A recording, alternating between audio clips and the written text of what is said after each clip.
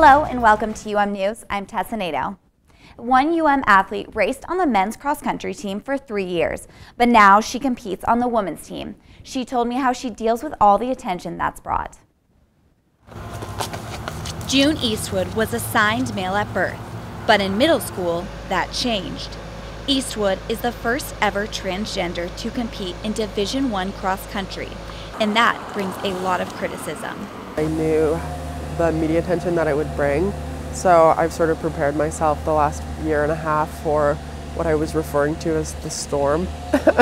Eastwood redshirted her senior year to go through a year of testosterone suppression treatment. The NCAA requires this in order to be eligible to compete. Now finally racing, Eastwood credits her head coach for helping her fight against the critics. If people will email him or call him with negative things to say, he'll call them back and be like, hey, let's have a conversation about this. Teammate and freshman Beatrix Frizzell says the people who think Eastwood is just competing on the women's team to win don't really know June. I think if they kind of met somebody like June, they would realize that that's not really what's going through her head, and June doesn't really care about winning as much as improving for the team. There's some positive support, but the majority of the attention tends to be negative. But that won't stop her. Ultimately, the reason why I decided to continue running was because I didn't want to give up doing what I love just because of who I am as a person. And I wanted to be able to show other people that they could do the same. Eastwood says she's now just trying to do what she loves, help her team win some races.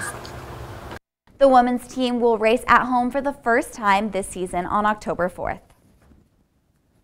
UM volunteers are helping Missoula children get prepackaged food donated by local organizations.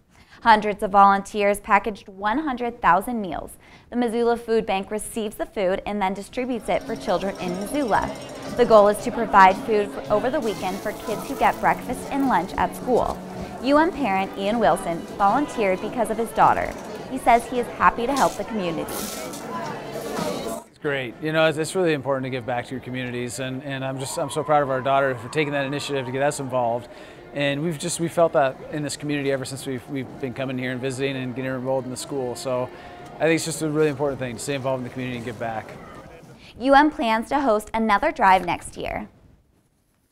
If you want to see more on these stories and others, you can check it out on our website. Thanks for watching UM News. Have a great day.